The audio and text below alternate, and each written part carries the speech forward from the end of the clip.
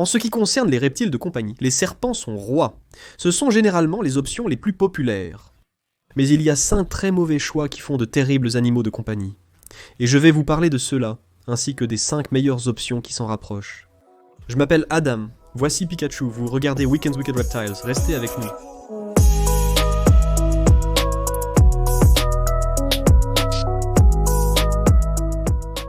Voici un python royal, cet animal ne sera évidemment pas sur la liste. C'est probablement le meilleur serpent de compagnie que vous puissiez avoir, ou l'un des meilleurs. Alors aujourd'hui, parlons de 5 serpents terribles, que vous seriez surpris de voir combien de gens veulent vraiment avoir. Je reçois des messages tout le temps, du genre « Est-ce que je peux garder tel ou tel serpent ?» Des demandes vraiment ridicules. Donc aujourd'hui, voyons pourquoi ils sont mauvais, et quelles sont les meilleures options. Numéro 5. Les pythons rocheux africains. En général, les serpents géants ne sont pas adaptés à la plupart des gens, pas à tout le monde. J'adore les serpents géants, si vous avez de l'expérience, et si vous êtes prêt à prendre les risques qui vont avec. Comme le fait que s'ils vous mordent, ça fait vraiment mal. Et aussi si vous avez quelqu'un dans la maison avec vous, ou dans l'installation, peu importe, dans la pièce pour vous aider au cas où quelque chose tournerait mal, alors je pense qu'ils peuvent être de bons animaux de compagnie. Le problème, c'est que les pythons rocheux africains, en général, comparés aux autres grands serpents, ne sont pas très agréables du tout. Ils sifflent, ils sont tout le temps énervés. Ou du moins c'est le stéréotype qu'on leur donne. Plus ils sont élevés en captivité, plus cela va changer, et moins vous verrez ce comportement. Je pense qu'à mesure que vous élevez des espèces en captivité, elles deviennent plus dociles, surtout parce qu'elles sont manipulées dès leur plus jeune âge, plutôt que d'être des individus capturés dans la nature. Eh bien, ils vont être un peu plus grincheux que leurs homologues nés en captivité. Mais je ne dirais pas que les gros serpents sont mauvais. Je serais un hypocrite. J'adore les gros serpents. Mais il y a une meilleure option. À mon avis, les pythons birman, ils se ressemblent tellement. Si tu montrais à ta mère qui n'a jamais vu, je ne sais pas, peut-être que tu as une mère qui connaît les serpents. Si je montrais à ma mère un python birman et un python de roche africain, elle ne pourrait jamais faire la différence. En tout cas pour les types sauvages. Ils se ressemblent vraiment beaucoup. Ils ont aussi des tailles similaires, mais les pythons birmans deviennent en moyenne un peu plus grands. Les pythons rocheux africains sont les plus grands serpents d'Afrique, et les pythons birmans sont, je pense... Les rainettes blanches veulent toujours intervenir quand je filme. D'accord. Et les pythons birmans viennent d'Asie, ou de Floride maintenant, apparemment, parce qu'il y en a plein dans les Everglades si tu ne le savais pas. Maintenant, la raison pour laquelle je pense qu'ils sont meilleurs, c'est tout simplement parce que ce sont des animaux plus placides la plupart du temps. Mes pythons birmans, quand je les sors, je ne m'inquiète pas vraiment à leur sujet. Bien sûr, il faut toujours rester prudent, n'importe quel serpent pourrait t'attraper. Enfin, c'est une façon un peu étrange de le dire.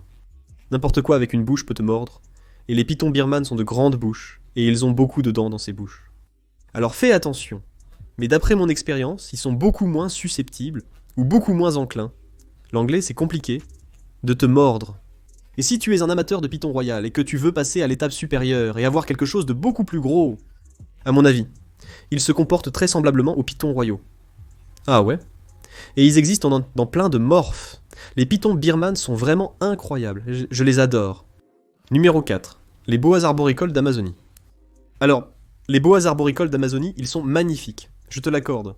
Ce sont des serpents élancés, qui ne deviennent pas trop longs, en moyenne entre 1,50 m et 2 m, mais ils paraissent très fins. Ils ont toujours l'air sous-alimentés, mais ce n'est pas le cas. C'est simplement leur apparence naturelle. Et ils existent dans des couleurs incroyables qu'ils peuvent garder toute leur vie, donc je comprends pourquoi tu voudrais en avoir un. Et si tu veux quelque chose qui est juste là pour être exposé, et que tu ne vas presque jamais toucher, presque jamais déplacer, ils sont parfaits. Mais si tu veux un animal qui ne va pas essayer de te mordre à chaque fois que tu ouvres la cage, en général, bien sûr, il y a des exceptions. Je recommanderais quelque chose d'un peu différent. Et si tu veux quelque chose d'arboricole, ou de semi-arboricole, je te recommanderais un python tacheté, ou n'importe quel serpent de la famille Antaresia. Donc les pythons pour enfants, les pythons pygmées, peu importe. Ou si tu veux quelque chose de plus arboricole, assez arboricole pour le club des arboricoles, alors je te recommanderais peut-être un serpent liane. Si tu veux quelque chose de vraiment élancé, c'est ça que tu recherches. Ou si tu veux vraiment un boa qui soit arboricole, alors je te recommanderais un boa arboricole d'Amazonie. Non, je ne le ferai pas. C'est littéralement ce que je ne recommande pas. Un boa émeraude arboricole. Maintenant, cela dépend aussi de ton budget. Parce que si tu veux un boa émeraude arboricole, eh bien, tu vas littéralement dépenser des milliers de dollars. Ce sont des animaux vraiment chers, surtout si tu veux un spécimen de bassin, un des plus gros. Ils sont généralement plus placides, et ont un motif plus cool. Dans l'ensemble, je pense qu'ils sont plutôt similaires. Ils viennent d'une région similaire, ils ont des noms similaires. En fait, ils vont être verts, avec des taches blanches, ou des bandes blanches sur le dos, selon leur localité d'origine. Et si vous voulez quelque chose comme un serpent liane, encore une fois, ils ne seront pas manipulables. Pas du tout. Mais ils restent de plus petits. Et même s'ils sont moins susceptibles de vous mordre, ils essaieront quand même. Et ils sont aussi venimeux, avec des crochets arrière. Donc, à mon avis, un python tacheté est meilleur. C'est juste qu'ils ne se ressemblent pas. Ils n'agissent pas vraiment de façon similaire non plus, je pense juste que c'est le meilleur serpent arboricole ou semi-arboricole que vous puissiez garder. Et si vous suivez la chaîne depuis un moment, vous savez que je parle trop des pythons tachetés. J'adore Jimmy. Jimmy est génial. Et il y a des mutations. Pas énormément. Mais à mon avis, les pythons tachetés ont juste une taille parfaite. Généralement, ils atteignent 1,20 m ou moins. Même s'il y a quelques monstres qui atteignent 1,80 m. Deux monstres de 1,80 m. Mais malgré tout, ils ne sont pas dangereux.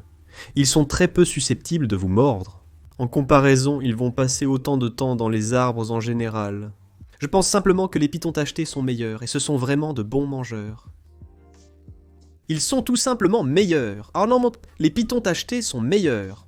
Numéro 3, les serpents dragons. Les serpents dragons sont un cauchemar à garder en captivité pour la plupart des gens. Maintenant, je sais que quelqu'un va dire « Oh, eh bien, il y a un éleveur, et nous sommes en Allemagne, ou ailleurs, n'est-ce pas ? Il y en a quelques-uns en Europe qui les élèvent en captivité. Mais c'est vraiment rare. Ils sont très difficiles à reproduire en captivité, ce qui veut dire que la plupart de ceux disponibles sont prélevés dans la nature, et nous allons en parler dans la prochaine partie. Mais en général, les animaux prélevés dans la nature posent problème, ou peuvent poser plus de problèmes que ceux nés en captivité. Non seulement cela, mais ce sont des serpents fragiles. Ils mangent des choses qu'on ne peut généralement pas se procurer. Et ils arrêtent souvent de s'alimenter, simplement parce qu'ils sont fragiles et difficiles. Vous n'aimez pas ces gens qui ont besoin d'un ventilateur soufflant dans une certaine direction, d'un oreiller entre les genoux et les chevilles pour dormir, et que la pièce soit à une température parfaite. Ils sont très particuliers. Eh bien, les serpents dragons sont comme ça, pour rester en vie. Donc, si vous cherchez un animal qui va survivre, je ne recommande pas du tout le serpent dragon. En plus de ça, ce sont des semi-aquatiques. Ce qui est un avantage pour certains, mais pour moi, pas vraiment. Mais cette liste ne te concerne pas, Adam. Alors pourquoi ne pas parler de quelque chose de mieux qui soit semi-aquatique ? Les Nerodia. Les Nerodia, donc les serpents d'eau, c'est ce qu'ils sont. Ce sont des colubridés nord-américains. Il y a 9 espèces. Parfois. Il y a débat pour savoir s'il y en a 10 ou 11, mais 9 est généralement reconnu. Ce sont des mangeurs de poissons et d'amphibiens, donc c'est le même genre d'idée. Mais la différence, c'est que les Nerodia ne vont pas simplement mourir parce qu'ils n'aiment pas la façon dont tu t'es coiffé ce matin. Ce sont des serpents beaucoup plus robustes, et il y a beaucoup plus d'élevage en captivité. Même il y a 3 ou 4 ans, il n'y avait pas beaucoup d'élevage en captivité. Maintenant, je reçois des messages tout le temps. Hé, si jamais tu veux un serpent d'eau, j'en élève. Et ça, c'est ici même au Canada. Aux États-Unis, tu verras ça encore plus. Maintenant, je ne sais pas comment c'est en Europe et à l'étranger, d'accord ? Et par l'étranger, je veux dire tout ce qui est de l'autre côté de la mer par rapport à ici. Mais ici, en Amérique du Nord, ils sont très faciles à trouver maintenant. Ils sont aussi assez bon marché. Et beaucoup de gens les élèvent et les manipulent quand ils sont jeunes. Donc, ils ne sont pas super grincheux comme on le voit habituellement. Les couleuvres d'eau ne sont pas connues pour être très manipulables. Disons-le comme ça. Et vous voudriez en avoir une manipulable parce que si l'une d'elles veut vous projeter son musc, leur régime alimentaire est composé de poissons et d'amphibiens. Donc ça pue, hein. Je me suis déjà fait asperger par des couleuvres d'eau sauvages et c'est dégoûtant. Mais en ce qui concerne les serpents aquatiques ou semi-aquatiques, à mon avis, il n'y a rien de mieux que les Nerodia. Ce sont vraiment des serpents merveilleux.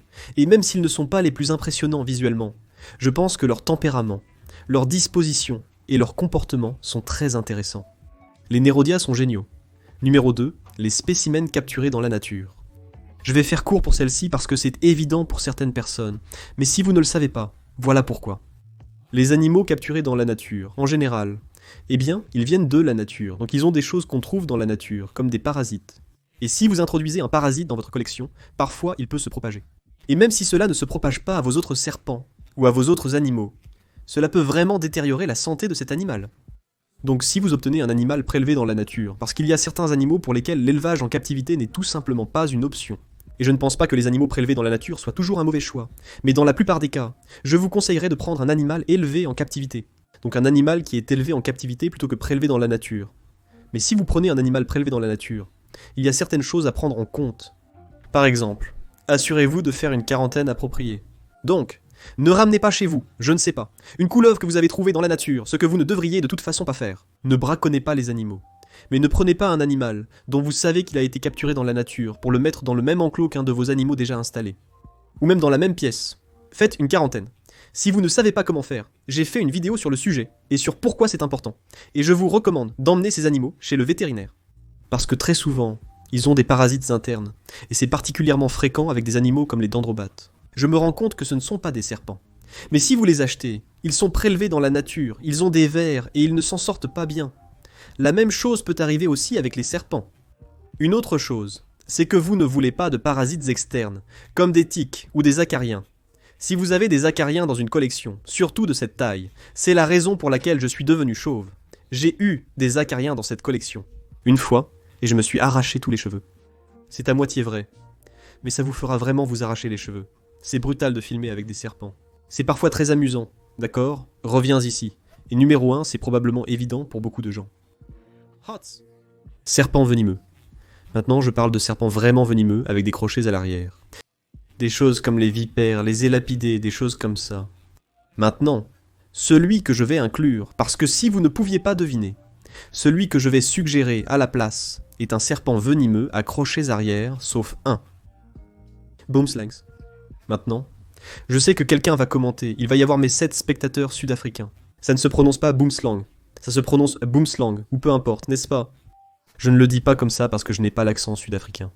C'est pour la même raison que je ne dis pas mozzarella quand je veux dire mozzarella, ou que je ne dis pas National Association for Stock Car Auto Racing, avec un accent différent. C'est de l'appropriation. Est-ce que j'ai l'air d'être le genre de gars qui dirait des choses déplacées ? Non. Tu vois ce que je veux dire ? Peu importe où tu vas, ils prononcent tous comme ça. Bref, un boomslang est un serpent africain. Il est vert, il est magnifique, il vit dans les arbres, et il a des crochets venimeux à l'arrière de la bouche. Mais grâce à notre ami, le docteur Carl P. Schmitt, qui s'est fait mordre par l'un d'eux et n'a pas cherché à se faire soigner. Donc ce qu'il a fait, c'est qu'il s'est fait mordre par l'un d'eux, puis il a commencé à tenir un journal, à manger du pain grillé, puis à saigner des yeux. Il saignait des yeux. Donc, en tout cas, ne faites pas ça si vous vous faites mordre par un boomslang. Mais pour les autres serpents venimeux à crochets arrière, la plupart d'entre eux, je parle des fausses cobras d'eau, des oignoses, des couleuvres rayées. Ils ne vont pas faire beaucoup de dégâts s'ils vous mordent, sauf si vous avez une allergie. Donc je les recommanderais, si vous voulez quelque chose de dangereux, parce que vous avez besoin d'un serpent venimeux, mais que vous ne voulez pas mourir parce que vous êtes intelligent. Cela dit, je ne critique pas les gens qui gardent des serpents venimeux, les Chandler, Tyler Nolan et Dingo. Ces gars-là sont des éleveurs expérimentés, c'est différent, je n'ai aucun problème avec ce que ces gars-là font, vraiment. Je dis juste que la plupart des gens ne devraient pas aller chercher des vipères à cils ou des Bushmasters, c'est insensé. Quelqu'un m'a envoyé une photo d'un Bushmaster qu'il a eu la semaine dernière. Ils ont genre 15 ans, comment ça arrive ? Bref, c'est évident, ça peut gâcher ta journée, ta semaine, ta vie. Offrez à vos parents un joli versement d'assurance vie. Quoi qu'il en soit, je ne recommande pas les serpents venimeux. À la place, si vous ne voulez rien de venimeux du tout, donc pas de crochet arrière, prenez plutôt quelque chose comme un dry marchon. Maintenant, le genre dry marchon est intéressant, mais la plupart des animaux sont assez chers. Donc, si vous voulez quelque chose comme un indigo de l'Est ou un cribo, ces animaux sont très intelligents, et d'après mon expérience en discutant avec des personnes qui en élèvent, parce que je n'en élève pas moi-même, et je ne garde pas de serpents venimeux, la corrélation. La façon dont ils se comportent est très similaire à certains élapidés, donc je pense que cela pourrait aussi être une option. Cela dit, qu'avez-vous pensé de cette liste ? Était-elle bien ? Est-ce que vous aimez cette liste ? Devrais-je en faire une pour les lézards, les 5 pires lézards, et les meilleurs que vous pouvez avoir à la place ? Dites-le moi dans les commentaires. Mettez un like et abonnez-vous, si cela ne vous dérange pas, ça aide vraiment la chaîne. Merci beaucoup si vous le faites. Et comme toujours, un remerciement spécial au soutien sur Patreon. Pour seulement 1 $ par mois, vous avez des réductions sur les produits dérivés, que je ne porte pas parce que j'ai oublié de changer de chemise. Vous avez accès aux vidéos en avance, vous avez pu voir plein de chevreaux. La semaine dernière, c'était vraiment une vidéo amusante à regarder. Juste ici si vous voulez la voir, et bien plus encore. Donc, pour seulement 1$ par mois, vous pouvez rejoindre l'équipe Patreon. Et j'ai fini de bavarder. Comme nous faisons des vidéos 2 fois par semaine, ça veut dire que je vous verrai lundi,